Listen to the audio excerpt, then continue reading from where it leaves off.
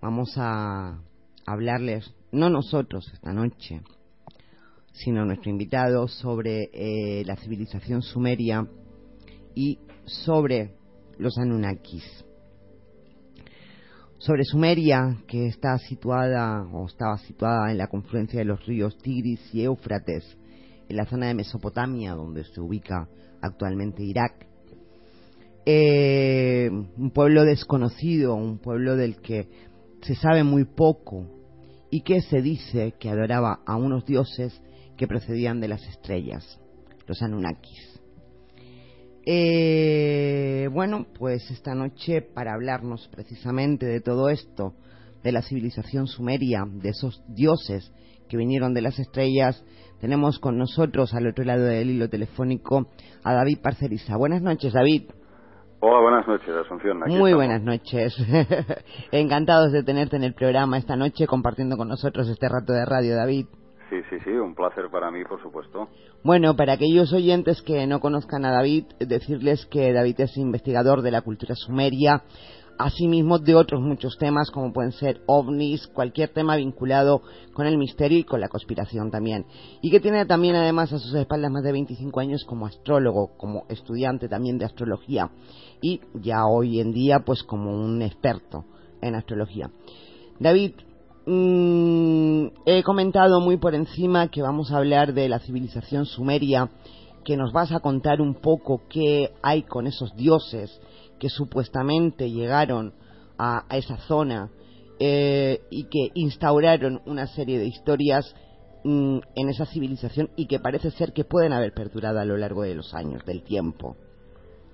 Exactamente. Puede haber perdurado, pero probablemente por unas vías que se escapan un poco a lo que conocemos dentro del espacio y el tiempo. Es decir, todo empezaría, según fecharía Sitchin, hace unos 445.000 años. Hay muchos expertos que acusan a Sitchin de, digamos, exagerar un poco en estas dataciones, ¿no? Sí.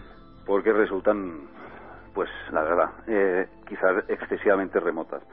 Sí es probable que estuviésemos hablando en estas fechas de 400, 500.000 años de civilizaciones mucho más anteriores que la Sumeria, ¿no? Se habla mucho de la Atlántida, de Lemuria, de, digamos, civilizaciones que también habrían tenido su vínculo, su contacto con estas entidades.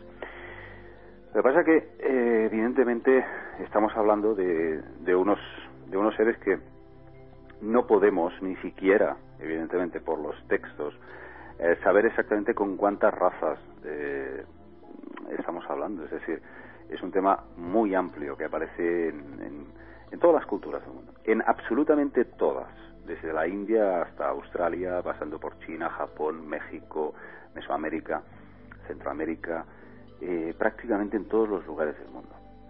Entonces, claro, los Anunnaki.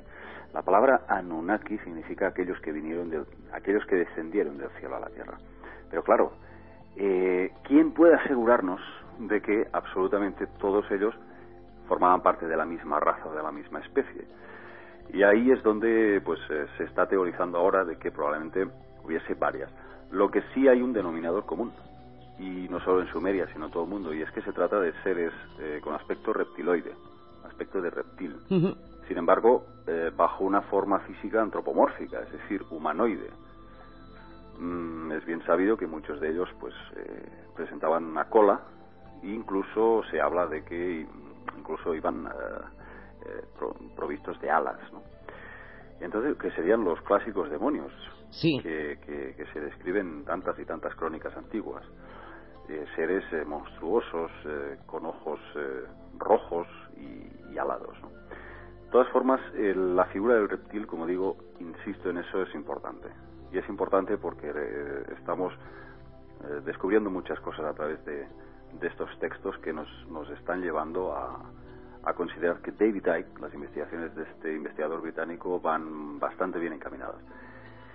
Si bien es cierto que él añade argumentos un poco difíciles de digerir, porque él dice que están infiltrados en la monarquía y que se transforman, es decir, son seres metamórficos y se transforman.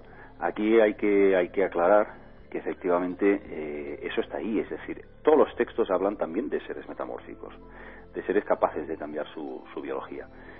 Pero lo que no sabemos es cómo lo hacen, manejando quizás otras frecuencias, otras vibraciones de otros planos, probablemente, pero no lo sabemos al 100%. En cambio, David Icke está seguro, afirma que, por ejemplo, la reina de Inglaterra es un ser de 3 metros de altura que se transforma, ¿no? y que devora niños y que bebe sangre. Entonces, claro, estas afirmaciones, evidentemente, cuanto más amplio es el asunto o más grave es el asunto, mayores pruebas tiene uno que aportar. Ya, claro, evidentemente. Claro, lógicamente va en lo cierto. David Icke está en una línea pues muy parecida a la mía. Yo lo admito que buena parte de lo que él dice estoy de acuerdo, pero no todo, porque el tema es complicado. Hay muchísima gente, es bien cierto, que han visto a estos seres transformarse, han visto a estas entidades y describen exactamente lo mismo que nos dicen los textos hebreos o el Atrahasis o los textos sumerios, ¿no? Que realmente son seres que pueden cambiar su aspecto. Ahora bien, de ahí a decir que realmente pueden modificar físicamente esa biología, bueno, yo de eso no puedo, lo veo muy sí, porque buenas noches, David, que no te saludaba. Buenas noches. Soy Eduardo. Hola, Eduardo. Sí, porque a raíz de lo que estás diciendo estaríamos hablando de alguien, vamos a suponer la reina de Inglaterra, que la han nombrado, sí, que cuando va a salir en plan público tiene una apariencia y cuando, digamos, está en su tranquilidad, en su hábito normal, se supone pues que medirá 3 metros y tendrá la apariencia que tenga. ¿Estamos hablando de eso? Sí, estamos hablando de eso, y estamos hablando también de personajes como Arizona Wilder, que es una de las fuentes más conocidas y a las cuales más ha bebido, digamos, de esa fuente, David Icke. Arizona Wilder, que sería una señora pues que habría tenido una serie de genética, una descendencia muy específica de estos dioses, y que habría asistido a diversas sesiones en las que ella misma habría participado. Es decir, David Icke habla de lo que son las diosas madre. Las diosas madres serían utilizadas por estas élites para realizar estos sacrificios que generalmente implican la muerte de niños, de bebés, en los que se llega a decir que les arrancan el corazón y se lo comen, o beberse simplemente la sangre. Lo que dice David Icke es más fuerte todavía. Él habla de que se los comen vivos, o sea, auténticas locuras. Pero claro, hay esta señora, pero también hay otra que es conocida como Cisco Wheeler, que por cierto quizás no se ha prodigado tanto como Arizona Wilder o esta Cathy O'Brien, por ejemplo. Cathy O'Brien pues también ha escrito un libro en donde habla de cosas muy parecidas. Ella no va tan lejos diciendo que sean exactamente reptilianos, pero sí admite haber visto ministros, presidentes, políticos, jefes de banca internacional muy importantes transformarse en reptiles y acudir a ciertos castillos, Balmoral, creo que es en Escocia, si no recuerdo mal, en donde se reúnen estos personajes. Incluso se ha llegado a decir que el rey de España se transformaba en reptil. Claro, todo esto lo que ocurre es que al hacer estas afirmaciones tan de, digamos, prensa amarillista, esto hace que la gente se aparte de este tema y no lo tome en serio. Entonces yo creo que en ese aspecto David Icke quizás se ha equivocado un poquito, porque eso nos aleja un poco de la investigación seria y científica. Y si somos científicos, desde luego no debemos reírnos, no debemos burlarnos, no debemos infravalorar esta información, porque está ahí. Pero de ahí a afirmar como afirma David Icke, de que pueden llegar a hacer eso, yo esto lo pongo un poco en duda. Yo en ese aspecto me mantengo un poquito más apartado, al margen. Sí. Exactamente. Lo que sí no tengo ninguna duda es de que existe una sangre, una estirpe genética que viene perpetuándose desde la antigua Babilonia. Y eso está demostradísimo. Y se ha hecho un seguimiento de todas estas familias. Eso es lo que me gustaría que nos contaras, pero trayéndonos primero a esa época, la época de Sumeria, la época de Babilonia.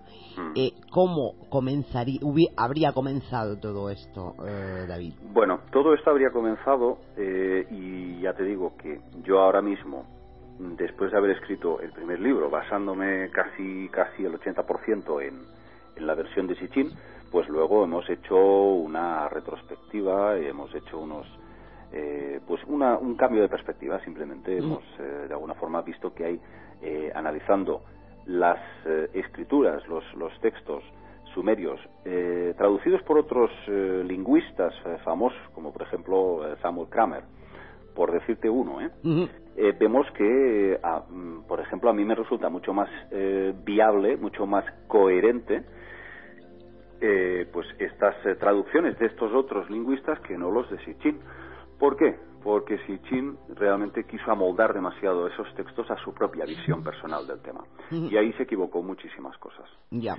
Entonces, él no cita, no habla, no dice nada sobre los reptilianos. Para él los Anunnaki eran humanos como nosotros. Para mí es el error número uno que comete.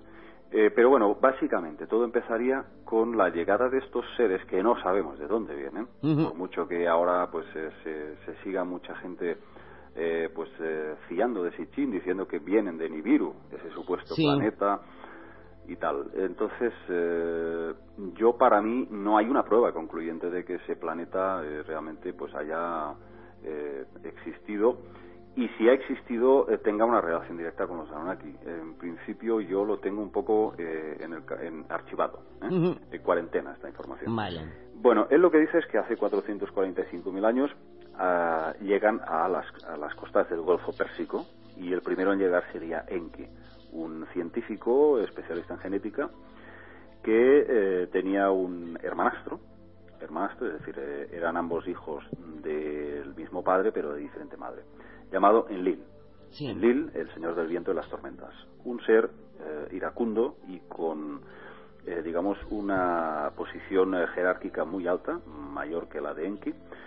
Ellos se regían por un rango numérico, es decir, Anu, que sería el dios del cielo, este sería, digamos, el máximo mandatario de la raza Anunnaki. Y este ser sería supuestamente el soberano de su planeta, el gran soberano. Entonces estos dos hijos, Enki y Enlil, Enki sería el primogénito, pero debido a que este personaje era hijo de una concubina, no pudo heredar el trono. Entonces eso recayó en manos de su hermano menor, Enlil. Entonces, este rango numérico que te decía, Anu, por ejemplo, pues tenía el 60, porque ellos se enseñaron a los sumerios el sistema sexagesimal, con el que aún pues medimos los ángulos y las distancias. Entonces, como máximo número del sistema sexagesimal, pues el 60 era Anu. Enki creo que tenía el 40 y Enlil el 50, por lo tanto tenía una posición en el poder superior, ¿no? Sí. Entonces, bueno, el primero que en teoría llega a la Tierra es Enki. Y, ya digo, se establece ahí en las aguas del Golfo Pérsico y idea un sistema para extraer minerales, especialmente oro, a través de una modalidad de minería acuática. Entonces intentan sacar ese oro por vía logística. Pero ese sistema fracasa y entonces tienen que recurrir a obreros para extraer esos minerales manualmente. Entonces lo que hace Anu es enviar a su segundo hijo, Enlil, y este crea 7 ciudades funcionales ahí en la Mesopotamia meridional. Entonces esas 7 ciudades funcionales pues cumplen con esta misión de extraer este oro, refinarlo en lingotes de oro. Entonces, bueno, ahí la cosa se complica porque durante muchísimos años, creo que son varios miles de años de trabajos forzados, se supone que hay una revuelta, un motín, Y estos encargados de realizar estas extracciones, que eran los llamados Ijiji, que significa aquellos que ven y observan, se rebelan. Entonces, se decide organizar una asamblea extraordinaria en la que van a intentar encontrar una solución a este problema. Y aquí hay muchos expertos que dicen, vamos a ver, si estamos hablando de una tecnología tan avanzada, ¿por qué no crearon robots que fuesen capaces de extraer ese oro sin ningún tipo de problema? Estamos hablando de unos seres, pues evidentemente, que hacen auténticos prodigios, que a la vista de los antiguos era magia. Entonces, claro, ahí está la duda, porque realmente yo no he encontrado una referencia clara en los textos que hable de que sacasen oro. Yo lo que he visto más bien minerales, conjunto de minerales. Vale. Y estamos también muy convencidos de que sacaban mucho uranio y cobalto. O sea, lo que ellos llaman las piedras que enferman. Ya. Estos serían minerales radiactivos. Radiactivos, exacto, sí. Pero oro específicamente, sí que también podemos hablar largo y tendido de eso, pero eso se sabe más por ciertos efectos luminiscentes que luego, si quieres, comentamos. Pero no que esté específicamente ahí en los textos de una forma clara. Entonces, vamos a ver.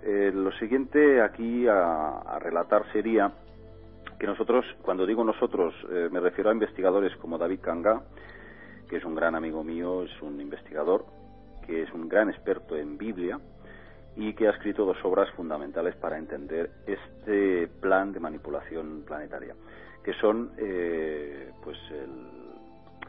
Desenmascarando a Yahvé y La conspiración del ángel Gabriel.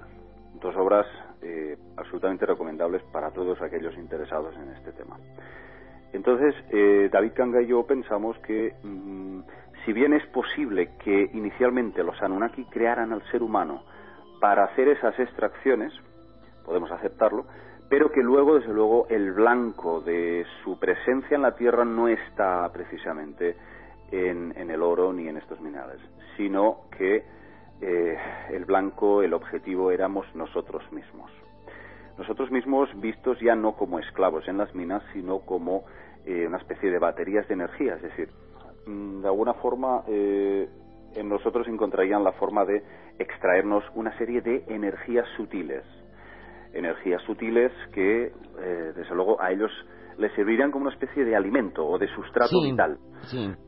Y estamos hablando de energías sutiles en el campo de ondas cerebrales alteradas, estados de ánimo que afectaría a un nivel energético que desconocemos. Las emociones, evidentemente, sabemos que tienen una longitud de ondas, una longitud de frecuencias energéticas que de alguna forma, pues no sé si puede entrar dentro del espectro electromagnético, pero sí que tiene un campo de acción que de alguna forma afecta a la materia. Y eso ahí, ya digo, creo que había un japonés, no recuerdo su nombre, Emoto, creo que se llamaba, que hizo una serie de experimentos con el agua. Él cogía varios recipientes, colocaba agua y algunas personas enviaban emociones negativas a unos recipientes con agua y otras enviaban energía positiva de compasión, de paz, de amor. Entonces congelaba el agua, fotografiaba las partículas y ahí veía a través de esa cristalización que tomaban formas diferentes. Sí. El agua que había sido emanada con odio presentaba unas coloraciones amarillentas, desarmónicas. En cambio las otras eran blanquecinas, impolutas, y además presentaban formas geométricas muy muy curiosas. Entonces, claro, si dices, si las emociones son capaces de hacer eso con el agua, pues evidentemente imagínate que pueda haber seres que efectivamente esas energías desprendidas las pueden aprovechar. Sí, que se nutran de ellas. ¿Cómo? Que se nutran de ellas. Que se nutran de ellas. Sí. Y eso es exactamente lo que han venido haciendo hasta ahora, hasta el día de hoy, año 2014. Vamos a ver. Tú entonces me estás diciendo que puede haber algún tipo de interrelación, por ejemplo, entre los Anunnaki y lo que hoy llamamos Illuminati, por ejemplo. Absolutamente, es decir, los Illuminatis es el linaje del que estábamos hablando. Ellos inicialmente lo que hacen en Sumeria es, sobre todo lo que es ya Babilonia, si primero los nombran, les empiezan a conceder privilegios y los nombran sumos sacerdotes para hacer los sacrificios. Sumos sacerdotes y profetas, evidentemente, porque los profetas son los que siempre son algo así como los canalizadores, Sí. los emisarios que reciben los mensajes de los dioses para entregarlos a los hombres, para, entregar las leyes, las leyes aplicadas a todos los niveles, ¿no? La ley del talión, por ejemplo, pues ya fue una de las implantaciones del código del Hammurabi. El rey Hammurabi de Babilonia recibió de la mano del dios Shamash pues las primeras leyes para establecer a ver cómo tenía que regirse la sociedad a todos los niveles. Entonces, de ahí viene pues la ley de, como digo, del ojo por ojo, diente por diente. Y evidentemente los profetas eran los que luego acababan fundamentando las religiones. Efectivamente. Y esto pues desde Mahoma el Islam hasta el resto, judaísmo y cristianismo. Las tres religiones, por cierto, creadas por los mismos seres, el mismo grupo de seres. Yeah. Todo para crear desavenencias y conflictos y guerras y siempre... y sobre todo someter a la mujer. Esto lo vemos en todas partes. La mujer siempre tiene que estar relegada en segundo plano, siempre tiene que estar tratada pues como un objeto. O sea, eso ya está creado desde el principio para desarmonizar el amor ancestral entre un hombre y una mujer. O sea, el destruir el que el ser humano pueda tener una vida con dignidad, con amor, con armonía. Entonces, claro, suprimiendo la energía femenina, eso es fantástico para ellos, porque impera solamente la masculina, venga testosterona y venga guerras, pero la femenina, ¿qué? La femenina la tenemos completamente reprimida, y por eso se crean esos desajustes que aún hoy perduran. Entonces, todo esto podríamos hablar de 1000 aspectos, de 1000 aspectos en los que se nos ha controlado, se nos ha manipulado. Absolutamente, y sobre todo nuestras percepciones, porque si fuésemos capaces de comprender hasta qué punto somos poderosos los seres humanos, hasta qué punto tenemos potencial, luego nos daríamos cuenta de que podríamos ser libres cuando quisiéramos. Sí. El problema es que la masa de los seres humanos no puede despertar porque haya unas pocas miles de personas en el mundo. Es insuficiente, tiene que haber más, mucho más. Y eso es la teoría que hablan muchos místicos, muchos metafísicos y también algunos físicos que dicen que cuando en un momento dado la humanidad despierte, un buen número de personas alcance una masa crítica, pues el resto de la humanidad habría como una especie de efecto contagio. Ya. Habría como una apertura de conciencia que nos liberaría de todas estas limitaciones que nos han impuesto y que nos hemos autoimpuesto. Entonces es todo un proceso en el que vamos viendo cómo estos seres ya desde el principio de los tiempos no quisieron que alcanzásemos un conocimiento. ¿Por qué? Porque ese conocimiento nos podría hacer libres. Efectivamente. Solamente agarras la Biblia, las primeras páginas del Génesis, y ya te dice que el hombre tiene que estar absolutamente bajo el poder y la tiranía de este ser, de este Dios, que a fin y al cabo no era otro que el propio Enlil. Es decir, Enlil, como he dicho antes, una entidad iracunda, se supone una especie como de comandante en jefe, y lo que llaman los ángeles serían como sus lugartenientes, estarían a su servicio. Y de eso hay una amplísima cantidad de información en los 4 libros de Enoch. Libros de Enoch, ahí pues deja bastante claro que hay una serie de entidades que son los que llaman los ángeles caídos y que se rebelan contra las órdenes de Yahvé para someter al hombre. ¿Qué nos dice eso? Hombre, pues que no todos son malos. Que han habido una serie de entidades que, desde luego, se han opuesto a esos planes de esclavizar al ser humano. Y de ahí viene la parte del misticismo. todos los conocimientos de los chakras, de la meditación, del yoga, todas estas prácticas para favorecer la evolución del alma humana, no están ahí porque sí, no han aparecido de la nada. Todo eso es un legado de estas entidades, algunas de ellas Anunnaki, que quisieron ayudar a elevar el plano de conciencia del hombre. Y siempre ha habido esa otra fuerza contrarrestando estas pequeñas fisuras en las que intentaban ayudarnos. Mira, creo que Eduardo tenía una pregunta para ti, creo. ¿Te la hago ahora o Sí. te la dejo para el final? No, adelante. Vamos a ver. Si no me ha parecido entenderte mal, Sí. digamos, en todo este conglomerado, por llamarlo de alguna manera, en el cual tenemos a estos señores por arriba intentando o consiguiendo someter. Entre otras cosas, lo que me ha parecido entender es que, por ejemplo, los profetas eran enviados por ellos. Por supuesto. Y también, en algunos casos, mentalmente, podríamos decir, poseídos. Y también has comentado que uno de los objetivos era apartar al género femenino. Entonces te pregunto. Sí.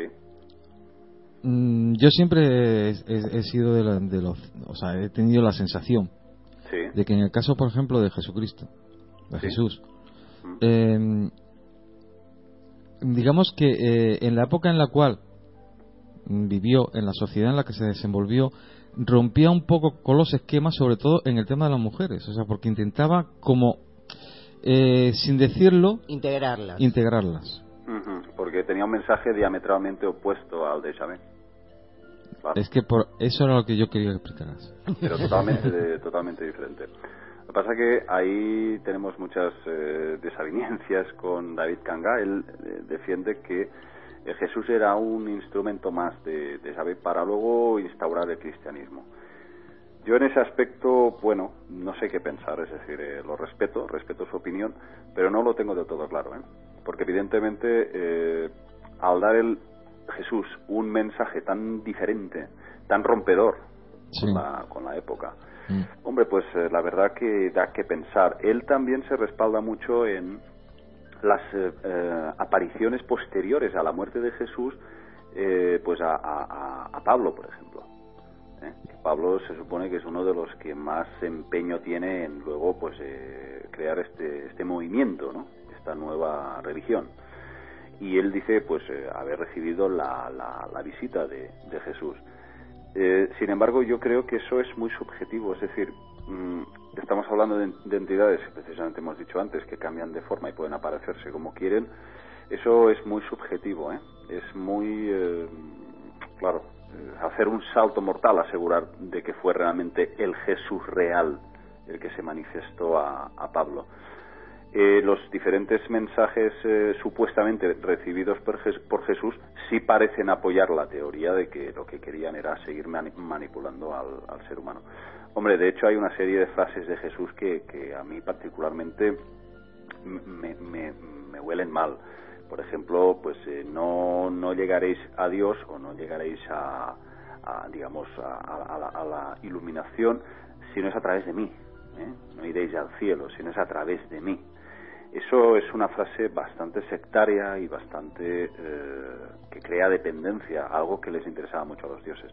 Sin embargo, ya digo, hay otros aspectos, sobre todo lo que son los hechos en sí de Jesús, que yo, la verdad, no me hacen pensar que sean, que vayan alineados con Yahvé, sino todo lo contrario. No, lo que pasa es que, y aquí ya corto porque si no, tú no vas a seguir con el tema, es que es muy difícil, Mucho. Depende del punto de vista en que lo vea. Es que yo siempre he mantenido la tesis de que vamos a ver, los escritos que tenemos, y si nos basamos en la Biblia, tienes que cogerlos con pinzas, tienes que leer entre líneas.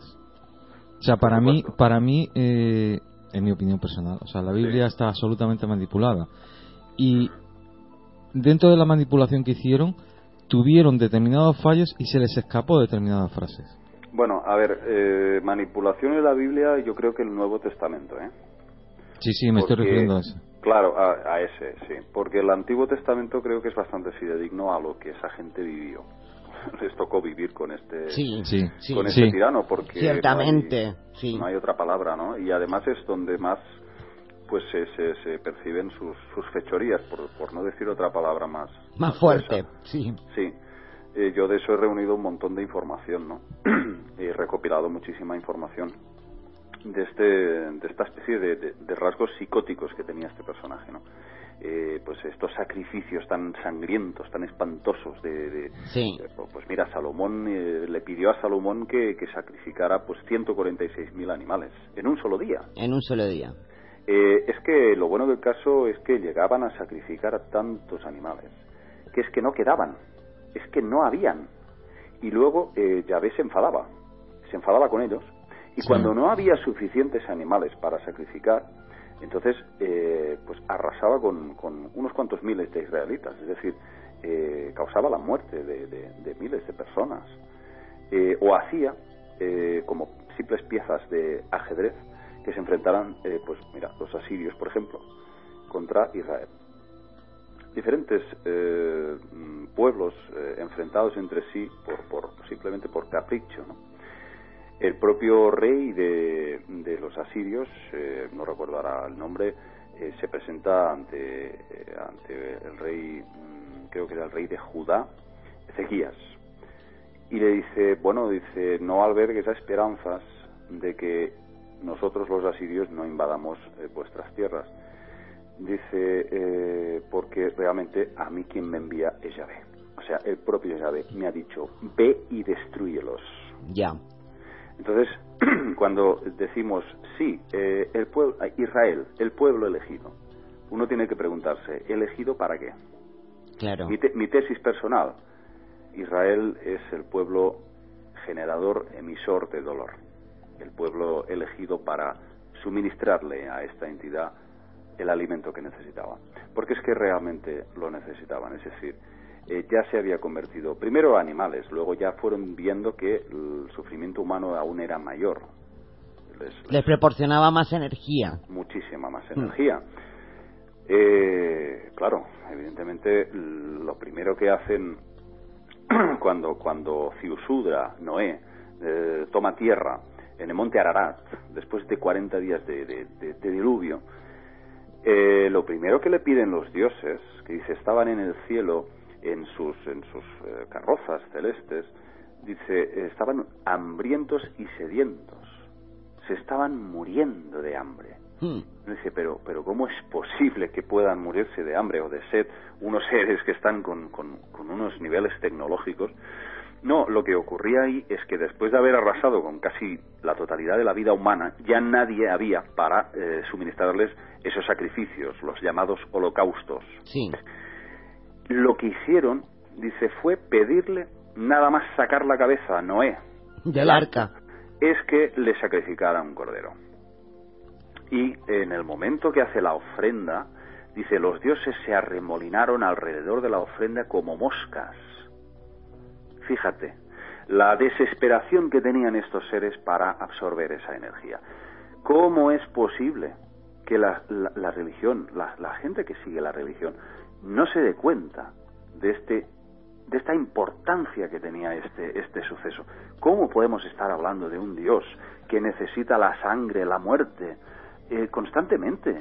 Y además que de alguna forma pues alinea como fichas de ajedrez a estos pueblos para que se masacren entre sí sin compasión. Al propio Moisés le dice,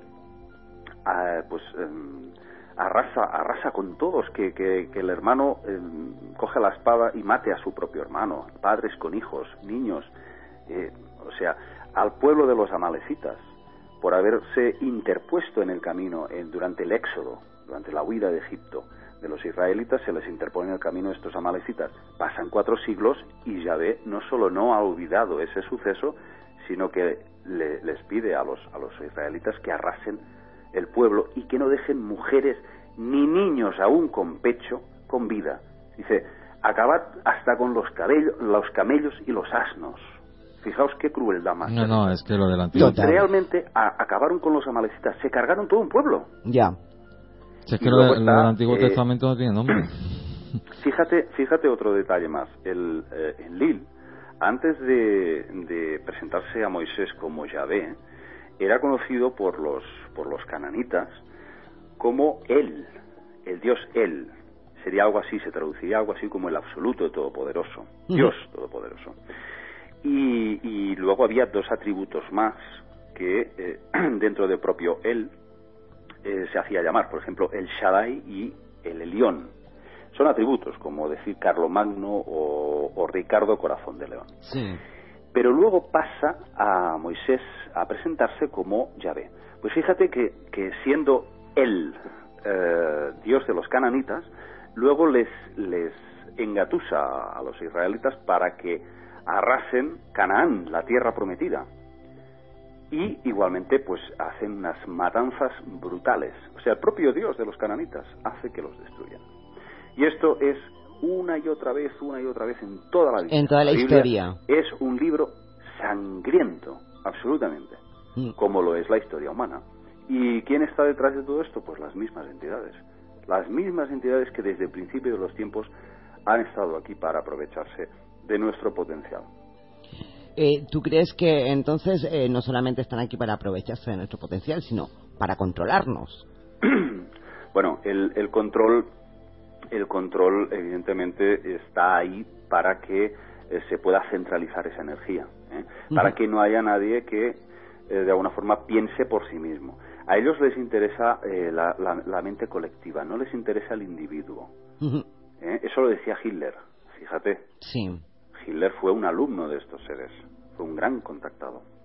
Y él lo decía siempre, para engañar al pueblo tienes que tener de alguna forma influir a las masas, para que todos sigan esas pautas. No puede haber poder en el individuo, para que nadie piense por sí mismo.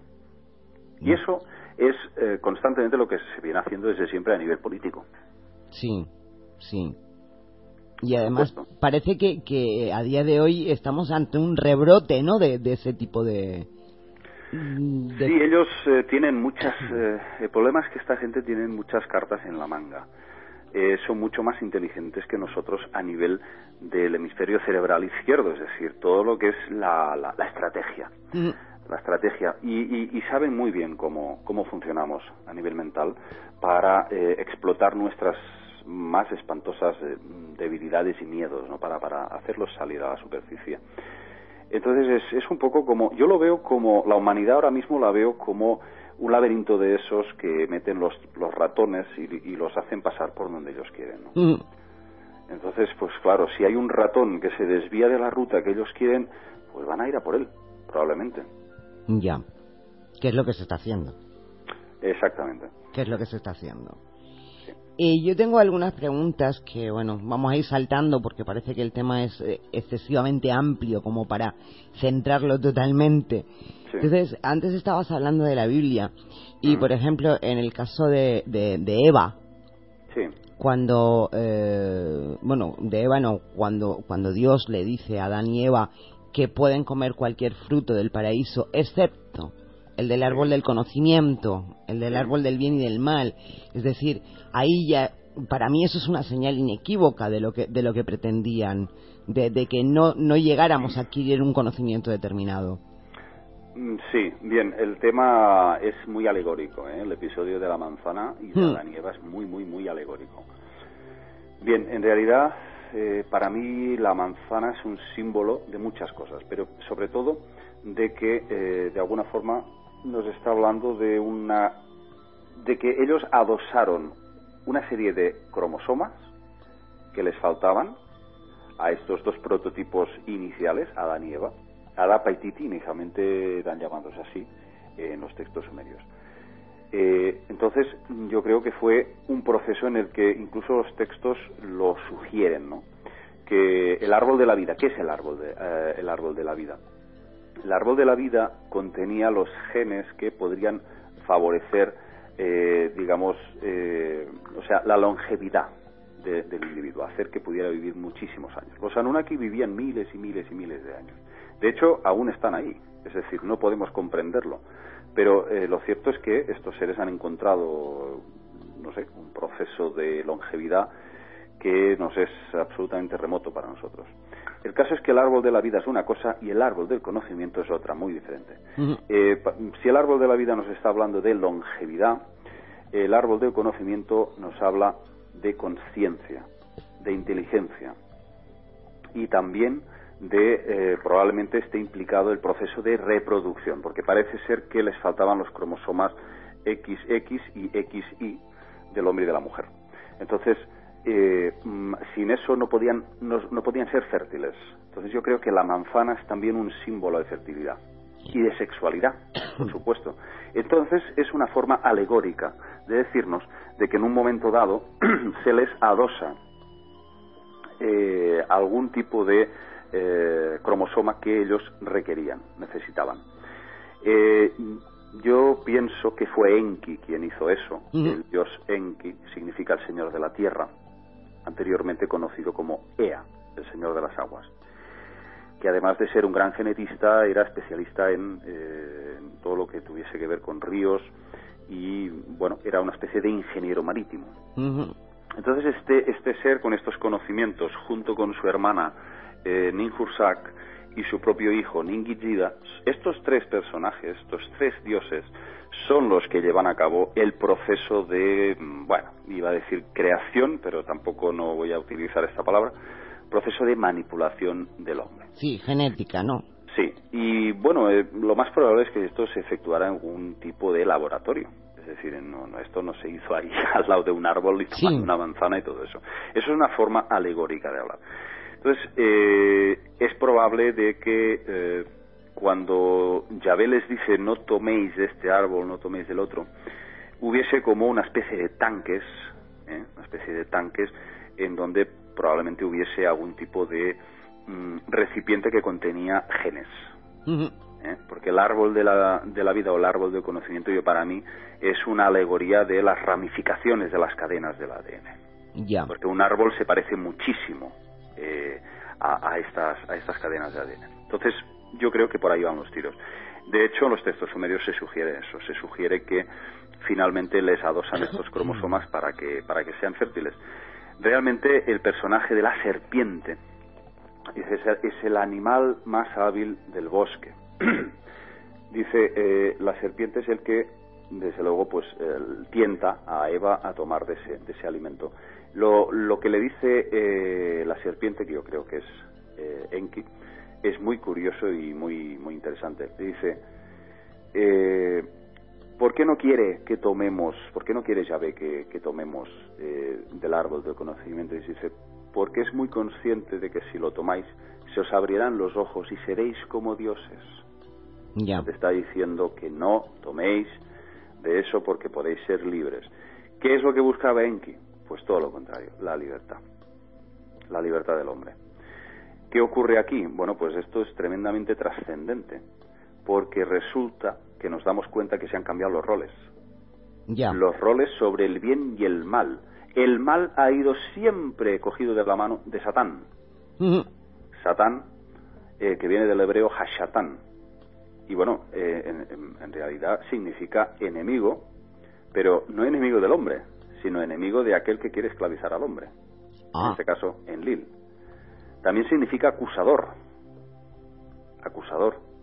Y evidentemente era acusador porque acusaba a Enlil de, digamos, todas estas barbaridades que cometía.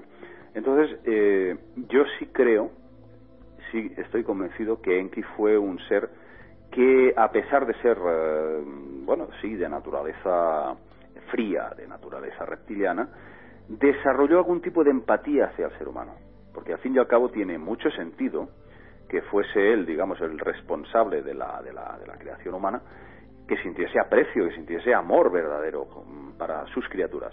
Entonces, a mí todo esto me encaja bastante y me encaja con que tanto Enki como sus descendientes de alguna forma tuviesen algo que ver con todo lo que hemos hablado antes de la transmisión de todo ese conocimiento ancestral, espiritual, de todas esas muletas, digamos, como el yoga, la meditación, la magia también, porque aquí podríamos hablar largo y tendido sobre ciencias herméticas, mágicas y ancestrales que hablan, por ejemplo, de la alquimia. Un proceso en el que no solamente se trata de convertir metales en oro, en oro, ¿no? Metales nobles, sino que también habla de un proceso de iluminación interno al mismo tiempo, ¿no? Entonces todo eso a mí me da a entender, sobre todo los pueblos indígenas, los aborígenes, que son los guardianes de la tierra, ¿no? Me da a entender que estos sí fueron los depositarios de este conocimiento para hacer avanzar la evolución humana. Y yo creo que efectivamente, tal como intuía al principio de mi investigación, Enki fue, digamos, un ser benévolo para la humanidad. Ojo, decir benévolo es decir mucho, teniendo en cuenta que no era un santo, ¿eh? Vale, que era un poco mejor que los otros. Vale, vamos a dejarlo así. O sea, no era un santo, ¿eh? Sí. Pero bueno, solo tienes que ver cuántas víctimas tuvo la humanidad en manos de Yahvé y cuántas víctimas tuvo Satán. Entonces, bueno, Satán se supone que mató a 10 y Yahvé mató pues a unos, si tuviésemos que hacer un recuento total, unos 34 millones de personas. Bueno, andan cerca, tampoco... ¿Cómo que andan cerca? No, 10. Claro, 10 no, ya lo sé. Ah, bien. Hay una diferencia sustancial. Y tanto. Sí. Oye, David, una pregunta. ¿Y dónde dejaríamos el tema? No dónde dejaríamos, sino ¿qué sucede con... Yo estoy convencido de que todos tenemos una memoria genética que llevamos implícita con nosotros. Sí. El problema es que no sabemos abrir la puerta para recordar lo que tenemos que recordar. ¿Y esto por qué sucede? Bajo estas premisas, o sea, porque me imagino que tiene que haber alguna razón.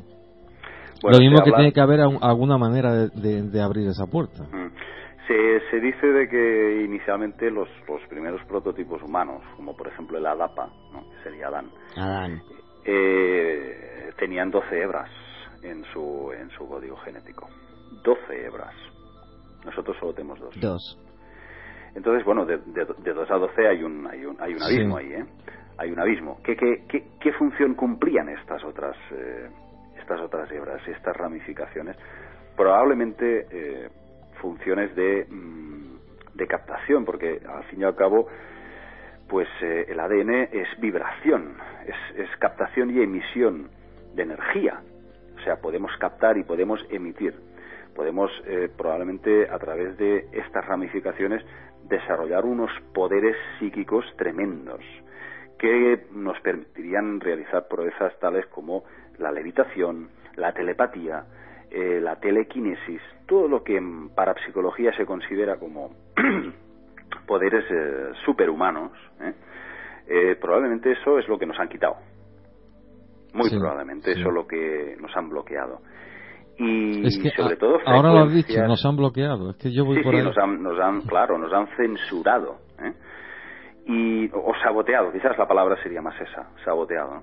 Y sobre todo en temas de compasión, de amor, también nos han creado con una serie de iniquidades, una serie de defectos en nuestra forma de sentir, en nuestra forma de compartir nuestra sociedad, ¿no? Somos seres vengativos, somos seres envidiosos, somos criaturas, solo pensamos en la ambición, digamos, en almacenar, en materialismo. No somos capaces de trascender hacia niveles más puros de amor incondicional, que eso es, al fin y al cabo, la energía que mueve el universo. Pero estamos como aborregados. Yo creo que tiene relación con eso. Hay un montón de iniquidades en el ser humano que desde luego pueden ser trascendidas. Yo soy de los que cree que el ADN puede ser modificado. Puede ser modificado a conciencia, con un trabajo interior, un trabajo de meditación. Podemos alcanzar esos estados de paz, de armonía, de amor que desde luego tanto necesitamos, ¿no? Entonces, por ahí van los tiros. Yo pienso que el hecho de que tengamos solamente dos cadenas de ADN no significa que no podamos desarrollarnos espiritualmente. Ya. Vamos a ver, porque aquí se me empiezan a acumular, David, las preguntas de los oyentes. Aquí a través del Facebook los tengo a todos pues con 25.000 preguntas ahora mismo. Hay una que me parece muy interesante, bueno, me parecen muy interesantes todas, pero al hilo de todo lo que hemos estado hablando hasta este momento, Luis nos dice que si la mayoría de todos los dioses, de todos estos dioses, prometieron regresar al final de los tiempos.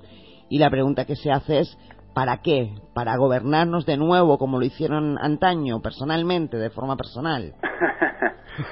Bueno, mi respuesta es simple. Vamos a ver. Te lo diré de una forma muy, muy sencilla. Si se presenta a alguien de fuera, de una forma masiva, global y clara, desde luego no va a ser nada oscuro. Porque lo oscuro ya está aquí, ya lo tenemos aquí. Es decir, el planeta está en manos de estos seres, de los seres regresivos. Sí. Entonces ellos han tomado todo el poder, todas las tomas de poder están en sus manos. Con lo cual, si llegara algo externo a nuestro planeta, bienvenido sea, porque probablemente sería más una ayuda que no una invasión. Sí. A ritmo de trompetas apocalípticas. Ya. Esa es la idea que quieren, es decir, es la idea que quieren implantarnos Hollywood. Hollywood está sacando películas como churros sobre invasiones tipo Independence Day. Sí. En el año 96 salió esta película y ya fue impresionante el éxito que tuvo, ¿no? Vale, ellos también lo hacen porque genera mucha expectación y genera mucho negocio. Pero también no os penséis, hay también un interés ahí en inculcarnos la idea de que si viene alguien de fuera va a ser malo, va a ser nefasto. Sí, efectivamente. Para el ser humano. Nada más hay que ver las declaraciones de Stephen Hawking, el gran físico, que hicieron pues un eco exagerado en los medios oficiales, ¿no? De que había dicho eso, ¿no? De que si había seres extraterrestres, pues que probablemente serían oscuros y vendrían para invadirnos. Sí. Vamos, fantástico. O sea, que serían peores que nosotros. Sí. Que no dijo que no era recomendable que el hombre estableciese ese contacto. Sí. Sin embargo, lo que dice Alex Collier o lo que dice Bárbara Marciniak no va a salir en las noticias.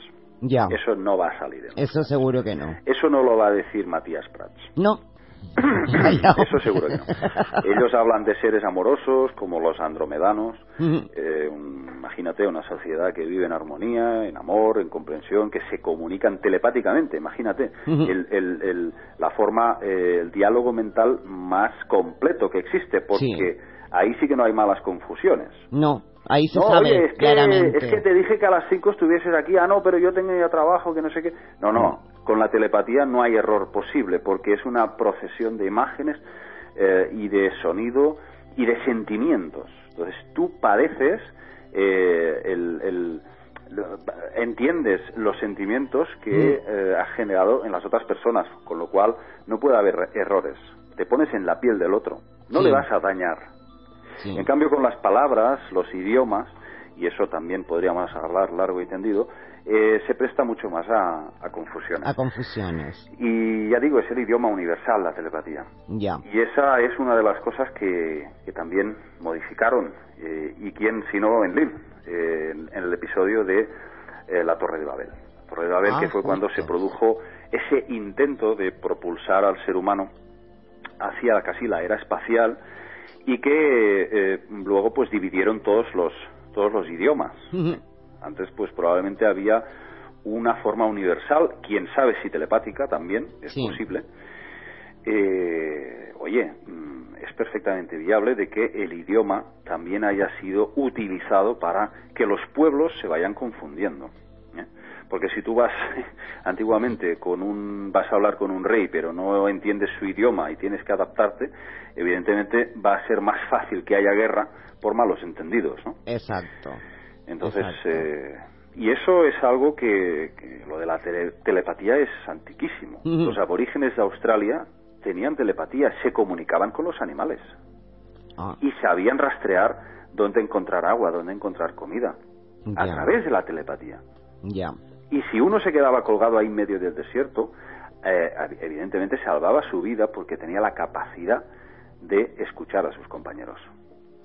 Qué y eso está en montones de libros de interesantísimos. Pues sí, Australia, unas tierras también que se habla muy poco y son mágicas. Sí, totalmente. Sí.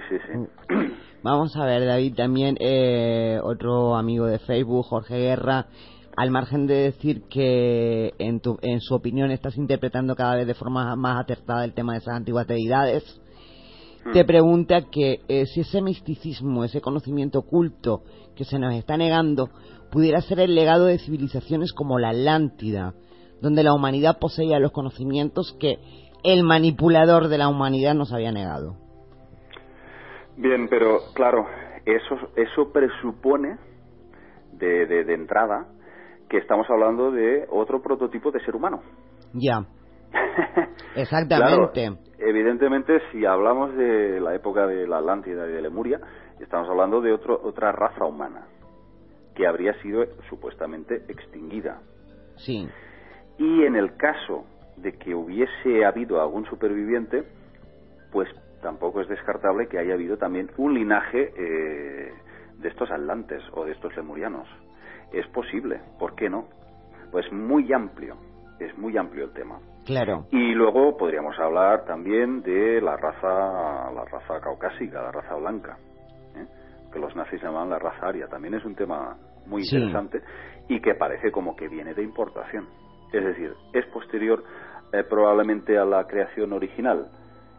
Yo creo que sí. Yo creo que las razas negroides o las razas indias son, digamos, mucho más antiguas y mucho más auténticas, mucho más cohesionadas con la tierra. Ya, sí. De hecho, tú miras el color de la piel de los indios, por ejemplo, y tienen el color de la tierra.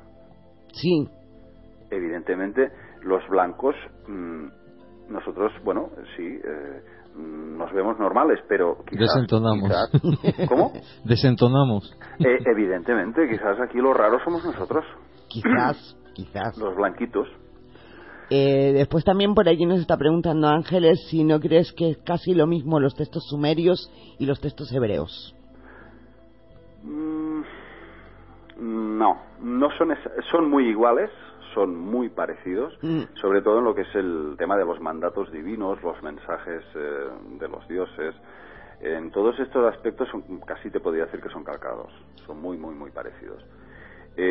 Cuando Yahvé se manifiesta esa rabia, esa sed de venganza, esa crueldad, la encontramos igual en Enlil.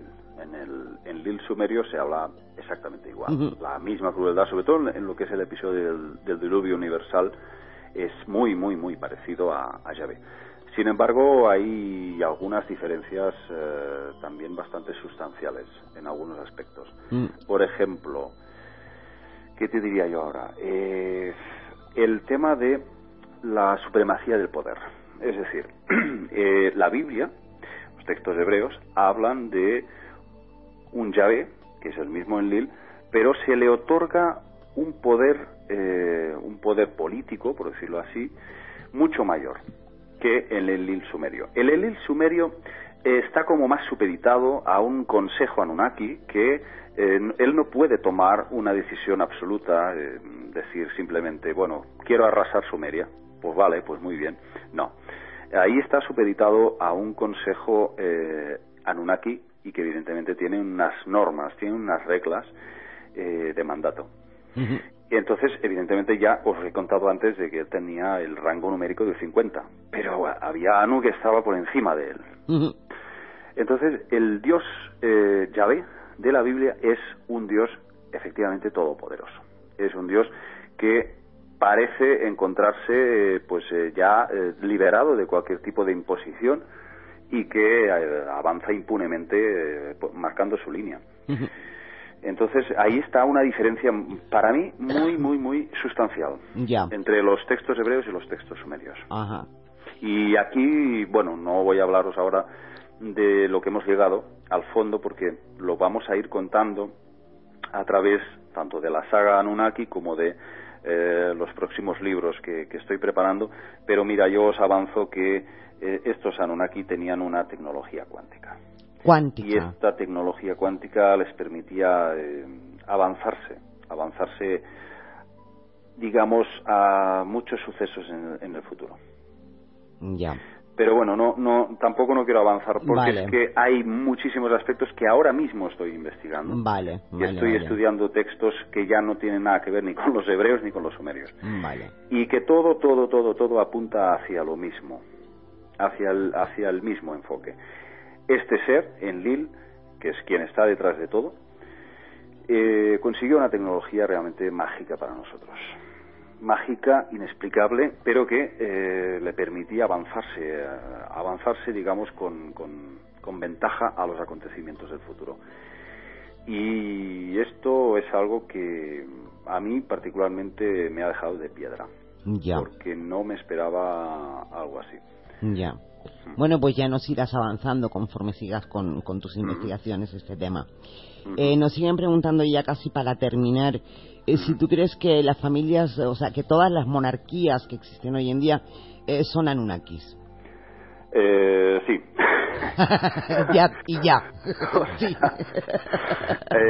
Sí. Vamos, o sea, 100%. De eso no tengo ninguna duda. Pero ninguna, ¿eh? Vale. Y son, digamos, los que realmente tienen la paella por el mango. Vale.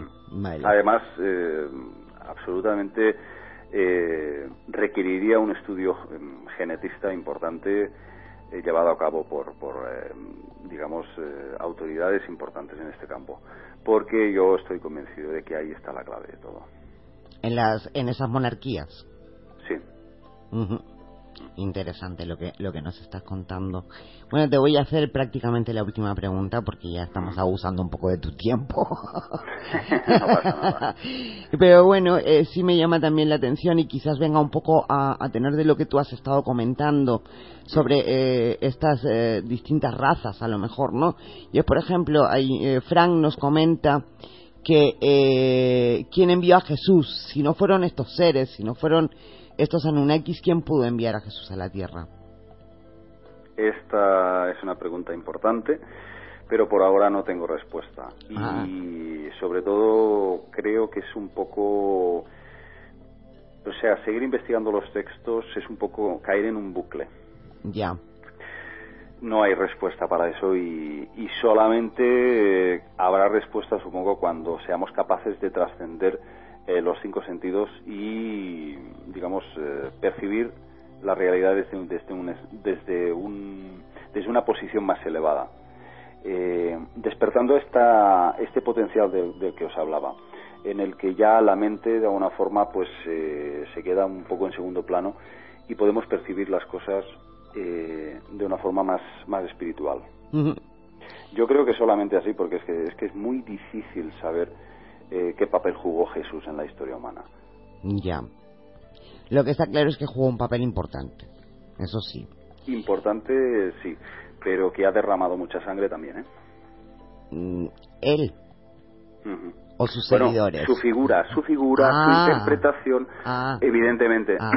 Exactamente. Una cosa es Jesús y otra cosa es la interpretación de lo que él decía y de lo que él hacía. Eso está clarísimo, eso sí que está clarísimo, o sea que bueno. Bueno, pues David, Eduardo, no sé si tienes tú alguna pregunta. No, tendría muchas, pero hoy ya no. No, vamos a ver, se nos quedan colgadas preguntas de oyentes, pero es que se nos está yendo el tiempo de mala manera ya. O sea que vamos a tenerte que emplazar para otro programa, David, para que sigas contestando a muchísimas preguntas. Yo con mucho gusto, encantado. Y darte las gracias por esta exposición que nos has hecho, por responder tanto a nuestras preguntas como a los de los oyentes y por supuesto por haber compartido este rato de radio con nosotros, David. Muy amables, amigos. Muchísimas gracias, Muchas de verdad. gracias. Buenas noches. Buenas Hasta luego. noches. Hasta luego. Hasta luego.